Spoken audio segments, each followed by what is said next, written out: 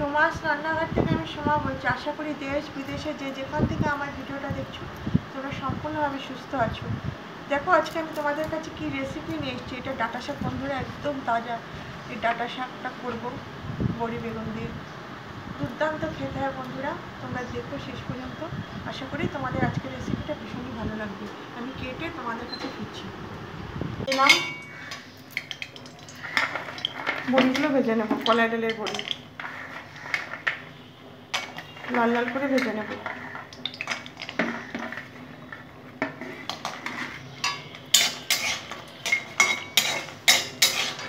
নামিয়ে নেব।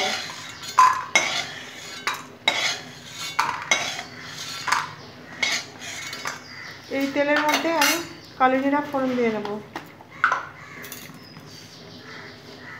কালো জিরাটা হাতে ঘষে দিয়ে দিলাম। বন্ধুরা আজকে ভিডিও দেখতে দেখতে যদি কোনো নতুন বন্ধু চলে আসো তাহলে অবশ্যই আমার চ্যানেলটা সাবস্ক্রাইব করে আমাকে এগিয়ে দেবে। আর তোমরা কমেন্ট করবে, বেশি বেশি করে লাইক করবে, শেয়ার করবে। একটা শুকনো লঙ্কা ফাটিয়ে দিয়ে দিলাম।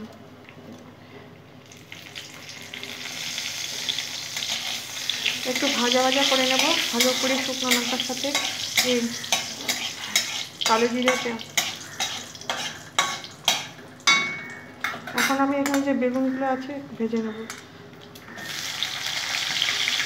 ভালো করে কেটে ধুয়ে রেখেছি, এখন বেগুনগুলো ভেজে নেব।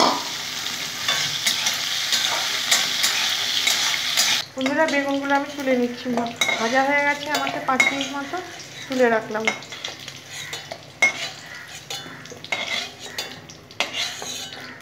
এখন এই ফোড়নের মধ্যে আমি এখন দেখো রসুন ছাতা করে রেখেছি। দেখো বন্ধুরা অনেকটা 15-16 কোয়া রসুন ছাতা করে রেখেছি।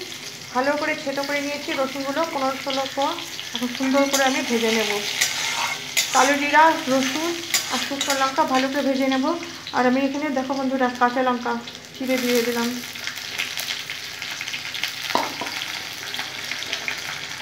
রান্না দেখতে দেখতে যদি ভালো লাগে কোনো অংশে তোমাদের হৃদয় হয়ে যায়, অবশ্যই বন্ধুরা তোমরা আমার ভিডিওগুলো, রান্নার ভিডিওগুলো বেশি বেশি করে লাইক, শেয়ার আর কমেন্ট করবে। আর তোমাদের আত্মীয় স্বজন বন্ধুদের কাছে যদি ভালো লাগে তাহলে শেয়ার করে দেবে। ভালো করে দেখো রসুনগুলো ভাজা ভাজা করে নেব। খুব সুন্দর একটা গন্ধ বেরোচ্ছে বন্ধুরা। সুন্দর করে ধুয়ে, ভালো করে ধুয়ে তারপরে কুচিয়ে নিয়েছি। শাক যত সুন্দর করে কোচানো হবে তত শাক খেতে ভালো হবে। শাক আগে ধুয়ে তারপরে কাটতে হয় বন্ধুরা। তোমরা সবাই জানো, যারা নতুন আছে তাদের জন্য বলছি। ভালো করে আমি শাকগুলো দিয়ে নিলাম।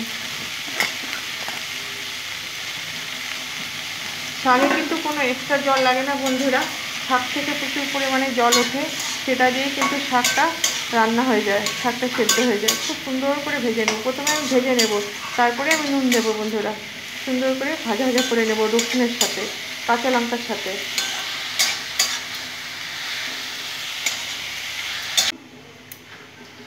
পরিমাণ মতো নুন দিয়ে নিলাম। আমি নামমাত্র হলুদ দেব। শাকে হলুদ না দিলেও চলে, শুধু একটু নামমাত্র, এই যে সবুজ রঙটা বজায় থাকে হলুদ না দিলে।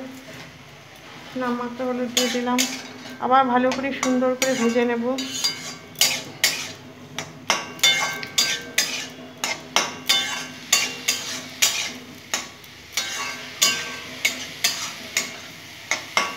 বেগুনগুলো ভেজে রেখেছিলাম সেগুলো দিয়ে দেবো, ভাজা বেগুনগুলো। খুব সুন্দর একটা গন্ধ এসেছে বন্ধুরা ডাঁটা শাকের। এখন আমি খুব সুন্দর করে ভেজে নেব বেগুনের সাথে শাক দিয়ে। কালারটা দেখো কি সুন্দর সবুজ, একদম সবুজ বজায় থাকবে বন্ধুরা। এখন আমি ঢাকা দিয়ে দেবো 5 মিনিটের জন্য। শাক থেকে যে জলটা উঠবে আমার শাকটা সেদ্ধ হয়ে যাবে।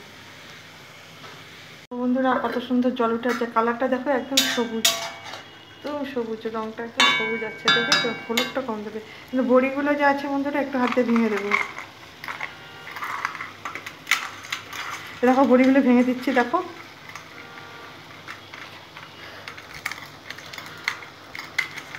বড়িগুলো একটু ভেঙে দেবো বন্ধুরা।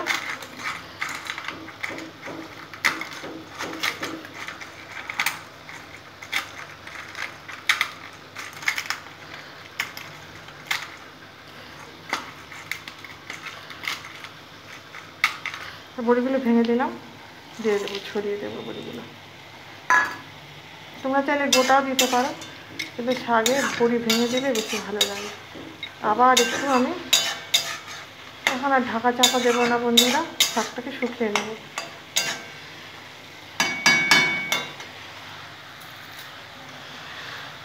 আর ডাটা শাকের রেসিপিটা বড়ি দিয়ে হয়ে গেলে একদম কালারটা দেখো অপূর্ব, সবুজ কালার, যেহেতু আমি হলুদটা একদম না দেওয়ার মতো দিয়েছি। এইভাবে তোমরা অবশ্যই একবার ডাটা শাক বানিয়ে দেখবে, গরম ভাতের সাথে ভীষণই ভালো যাবে। তোমরা পুরনো বন্ধু নতুন বন্ধু যেভাবে সাপোর্ট করছো ওভাবে সাপোর্ট করে যাও। আমিও পুরনো বন্ধু নতুন বন্ধু সবার পাশে আছি। আমার ভিডিওগুলো যদি তোমাদের ভালো লাগে বেশি বেশি করে লাইক, সাবস্ক্রাইব আর কমেন্ট করে আমার পাশে থাকবে। আর চ্যানেলটা সাবস্ক্রাইব করে রাখবে, যখনই আমি ভিডিও ছাড়বো তোমাদের কাছে সর্বপ্রথম পৌঁছে যাবে, আর তোমরা দেখে নেবে, নিত্য নতুন রেসিপি পেয়ে যাবে। আজকের মতো আসি, আবার অন্য রেসিপি নিয়ে হাজির হব। এটা এখন অফ করে দেব। কালারটা শুধু দেখো বন্ধুরা, অপূর্ব সবুজ। অবশ্যই জানাবে বড়ি দিয়ে ডাটা শাকটা কেমন হলো। থ্যাংক ইউ বন্ধুরা।